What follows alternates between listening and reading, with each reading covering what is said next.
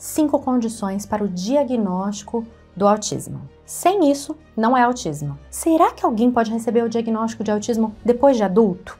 Ou será que a pessoa nasce com autismo? Será que é autismo? Ou será que é TDAH? Ou deficiência intelectual, transtorno do desenvolvimento intelectual? Ou será que é TOC? Será que é alguma outra coisa? Nesse vídeo eu vou falar para você sobre 5 critérios que são condições para que uma pessoa tenha o diagnóstico de autismo.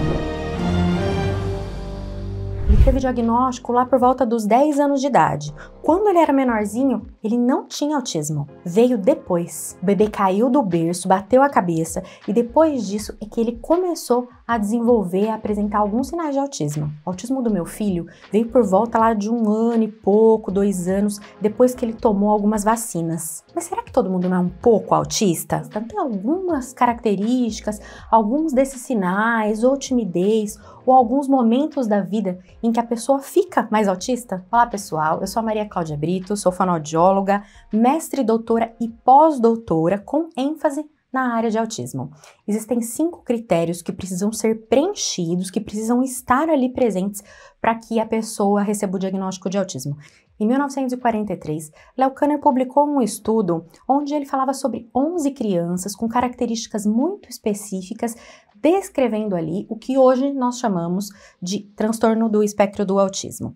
Tem alguns relatos de um pouco antes, mas eu vou começar aqui falando para vocês de uma publicação de Hans Asperger, que foi ali em 1944, a mais conhecida, que também já apresentava características similares àquelas que Leo Kanner descreveu. A partir do estudo de Hans Asperger se originou aí o nome Síndrome de Asperger, anteriormente utilizado. Nós vamos falar aqui a partir da literatura mais atualizada, então CID-11, publicada em 2022, e DSM-5, revisado também, publicado em 2022. Nesses manuais é utilizado o termo transtorno do espectro do autismo.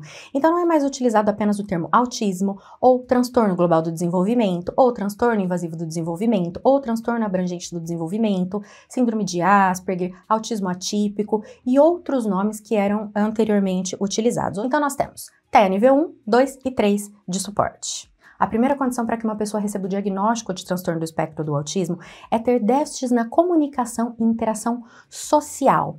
E a gente não está falando só de fala, de desenvolvimento de fala, de linguagem oral. Nós estamos falando, né, digo isso porque muitas vezes o atraso de fala é uma das primeiras características que chama a atenção dos pais, inclusive por isso fonoaudiólogos estão entre os profissionais que mais recebem as crianças com suspeita de autismo por causa das dificuldades ou do atraso no desenvolvimento da fala. Nós estamos falando de algo que vai além da comunicação social. Então, a fala pode ou não estar presente, pode ou não haver um atraso, mas sempre haverá um atraso da linguagem, da comunicação social, de habilidades pragmáticas de linguagem. Aí estão incluídas características como dificuldade no contato visual, na interação social, na atenção compartilhada, em compartilhar interesses. Quando a gente tem uma criança, dificuldades de brincar com outras crianças, diminuição ou ausência de interesse por outras crianças, interesse em compartilhar situações, compartilhar brincadeiras, uma série de atrasos relacionados ou dificuldades, alterações relacionadas às demandas sociais do cotidiano, desde que a criança é bem pequenininha, porque desde o bebezinho ali pequenininho, ele já prefere, ele já tem uma atenção maior para vozes de pessoas falando do que para barulhos de objetos, por exemplo. Já há uma atenção maior, mesmo quando a visão ainda está em desenvolvimento no bebê, para rostos, para olhar na direção de rostos de pessoas, do que para objetos, né? Essa é uma capacidade inata do ser humano relacionada com a cognição social, que no autismo pode acontecer de uma maneira bem diferente. É claro que vai haver uma variação, tanto em relação à idade, a gente vai ter que pensar, desde quando é pequenininho, então quais são os marcos do desenvolvimento da linguagem, da comunicação social, quando a gente tem uma criança pequena, um bebê, e, por exemplo, quando eu tenho uma criança de 7 anos, de 10 anos, um adolescente de 15 anos, qual é já o nível de desempenho de comunicação social, interações sociais, habilidades sociais que se espera até a vida adulta. E a outra variação muito importante que a gente vai precisar ter em mente é em relação ao espectro de características. Então vai haver uma variação grande. Eu vou ter desde pessoas que não conseguem ter uma iniciativa de comunicação, até outras que não conseguem sequer responder. Eu posso ter pessoas que têm dificuldades em manter o contato visual, mas ter pessoas que sequer não conseguem fazer o contato visual. Pode haver pessoas que têm uma deficiência intelectual importante associada, ou eu posso ter pessoas com uma excelente capacidade cognitiva, mas todas elas precisam ter alteração na comunicação social. Se não houver algum prejuízo nessa área, não é autismo. A segunda condição se caracteriza por comportamentos, interesses e atividades restritos, fixos ou repetitivos. Então, a gente, de novo, vamos pensar nas diferentes etapas da vida, desde o bebê até a vida adulta, e vamos pensar também no espectro. Então, vai ver isso mais evidente até mais tênue. O que a gente pode observar? Um apego mesmo, uma necessidade muito grande a rotinas, dificuldades com quebras de rotinas.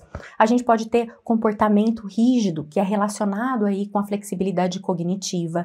Então, a pessoa precisa sempre fazer o mesmo caminho para ir para um determinado lugar. Você está levando a criança para a escola. Se você muda o caminho que você vai fazer, a criança chora, grita, às vezes não quer ir. Ou ela precisa ter uma rotina ali certinho de como vai ser o dia dela. Ela acorda todos os dias, ela levanta, ela quer aquele biscoito, daquele jeito, cortado naquele tamanho, dentro daquele mesmo prato todos os dias, aquela mesma quantidade de leite no copo. Se alguma dessas coisas muda, a criança já tem uma reação que pode parecer uma birra, uma crise, e é por causa dessa flexibilidade cognitiva, porque teve essa quebra ali na rotina. Aí também nós temos comportamentos que são facilmente observados, já são até bastante conhecidos, que são as estereotipias, alguns movimentos corporais. Então a gente pode ter, por exemplo, os movimentos vermiculares com os dedos, movimentos das mãos na frente dos dedos, movimento do corpo que vai para frente e para trás, flapping. Então, uma série de comportamentos que, para uma pessoa que olha de fora, eles não têm um porquê, eles não têm uma função.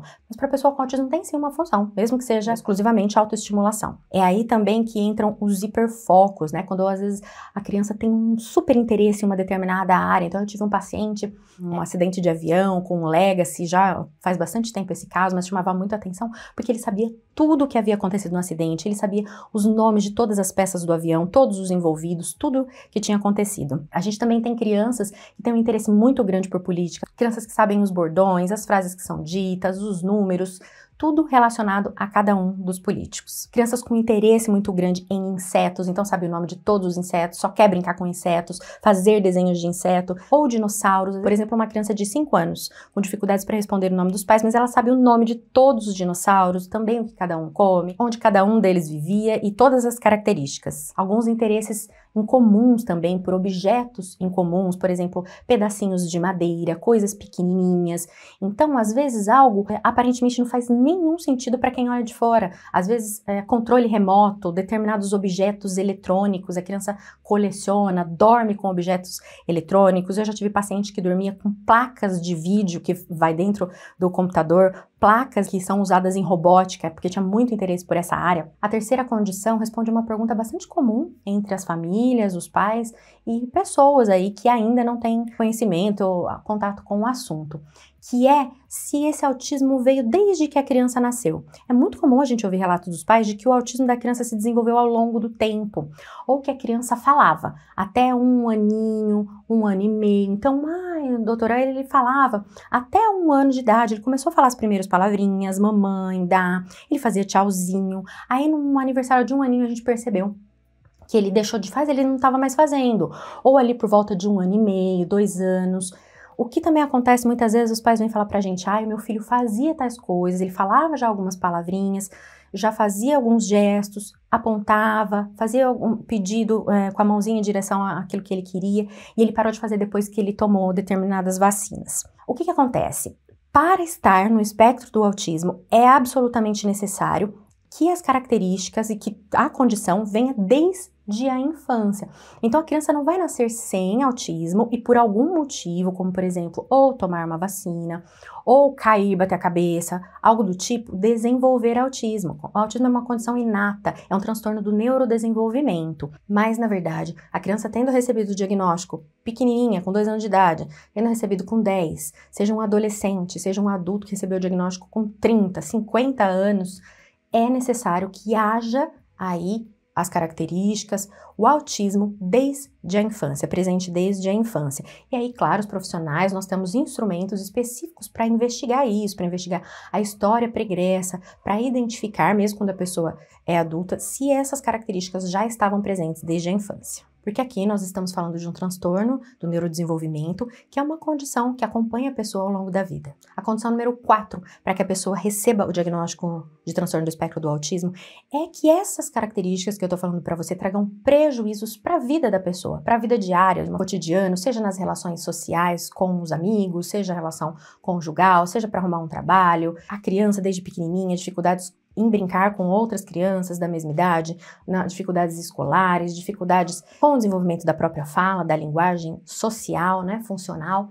Então, como nós falamos anteriormente, há 3 níveis de suporte no TEA, nível 1, nível 2 e nível 3. Isso significa o quê? Que mesmo os casos mais leves, mais tênues, nível 1 de suporte, é necessário que essa pessoa tenha prejuízos na vida ao ponto que ela precise de algum suporte. Se ela não precisa de suporte nenhum, não está causando nenhum tipo de prejuízo, então não se enquadraria aí nos transtornos do espectro do autismo. É claro que aqui a gente precisa ter um olhar bastante cuidadoso. Você não vai, por exemplo, dar um diagnóstico exclusivamente baseado numa lista de sintomas, numa escala qualquer, sem avaliar contextualmente essa pessoa, qual é o contexto, a história de vida, qual é o funcionamento mesmo dessa pessoa no seu cotidiano, né? Como é que ela se comporta nos diferentes contextos, como tudo vem acontecendo na vida dela. Então, a gente sempre precisa levar em consideração. E aí eu quero chamar a atenção de vocês para um aspecto importante. Quando a gente tem o conhecido como autismo leve, que é o TEA nível 1, eu posso ter pessoas com uma excelente capacidade cognitiva, que lê, escreve, um adulto que trabalha, que se casou, etc.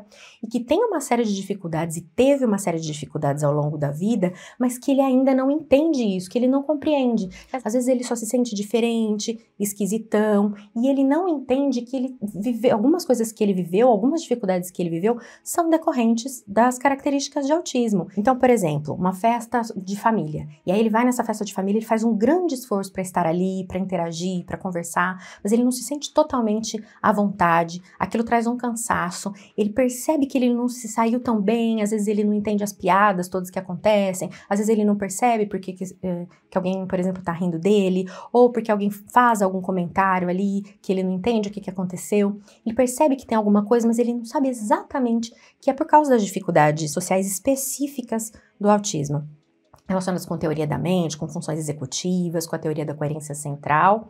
E, por exemplo, no outro dia ele sente uma sobrecarga, um cansaço muito grande, porque ele fez todo aquele esforço para interagir. Mas, às vezes, por não entender tudo isso, não identifica os prejuízos específicos, as dificuldades que isso traz ao longo da vida. Então, veja que a gente vai ter algumas coisas, algumas sutilezas que uma pessoa leiga ou que não tem experiência pode ter dificuldade em identificar que aquilo traz e ajudar a pessoa com autismo a perceber também, quando a gente tem graus mais leves, tem a nível 1, de perceber também esses prejuízos e como lidar com eles. E a condição número 5 é que essas características não podem ser melhor explicadas ou não podem estar acontecendo em decorrência de um atraso global no desenvolvimento ou da deficiência intelectual, que é chamada no DSM-5 de transtorno do desenvolvimento intelectual. Por que não? Porque a gente pode ter uma pessoa, por exemplo, com deficiência intelectual, que é o transtorno do desenvolvimento intelectual, que tem também dificuldades comportamentais, que tem dificuldades de comunicação, só que elas não acontecem pelos mesmos motivos que acontecem em uma pessoa com transtorno do espectro do autismo. E tem ali características que precisam ser observadas, porque há diferenças. Os quadros não são iguais. Eu posso, por exemplo, ter uma pessoa com deficiência intelectual que tem um atraso de fala por causa de uma dificuldade motora ou fonológica. E até social também, mas o motivo dessa dificuldade de não perceber ali as questões sociais é também diferente de como é no espectro do autismo. Mas é importante que você saiba que existe o que a gente chama de diagnóstico diferencial. O que é o diagnóstico diferencial? Tem alguns quadros que são parecidos, que se confundem com o transtorno do espectro do autismo, que podem ser o próprio transtorno da deficiência intelectual, pode ser o TDAH, transtorno de déficit de atenção e hiperatividade, pode ser um mutismo seletivo, até pode ser uma apraxia de fala, embora considero que seja relativamente simples de você distinguir, tá? O profissional que tem experiência, ele consegue distinguir isso com uma certa facilidade, então ter sempre em vista que existe isso que nós chamamos de diagnóstico diferencial. Então, que o autismo pode ser confundido com outras condições, é preciso ser feita uma avaliação detalhada, cuidadosa, para observar se essas características que a gente veio falando aqui ao longo do vídeo e uma série de outras que existem, vou deixar aqui na descrição para vocês vídeos de sinais de autismo em bebês, em crianças, em adultos, para você que quer saber mais sobre isso. Então, essas características, elas não podem ser melhor explicadas por outro transtorno do neurodesenvolvimento, como, por exemplo, a deficiência intelectual. Além disso, eu preciso chamar a sua atenção para um outro aspecto, que são as comorbidades, quando a gente tem uma ou mais condições associadas. Então, eu ainda posso ter autismo associado à deficiência intelectual, posso ter autismo associado a TDAH, autismo associado a TOC. Então, além de poder haver tem só autismo, aí a gente tem autismo que a gente pode confundir aquele quadro com outras condições, a gente também tem os quadros com comorbidades onde há o autismo e outras condições associadas, que podem ser síndromes genéticas, síndromes neurológicas, TDAH, epilepsia, etc. É importantíssimo que essas 5 condições sejam mais bem conhecidas, porque o tratamento tardio, as intervenções tardias, trazem grandes prejuízos para a vida da pessoa com autismo. Então, se você gostou desse vídeo, quer contribuir com outras pessoas que possam estar passando por essas situações, já deixa aqui o seu like para que o YouTube mostre ele para mais pessoas e se inscreve no canal para que você continue recebendo vídeos e novidades atualizadas sobre autismo. Obrigada e até o próximo vídeo.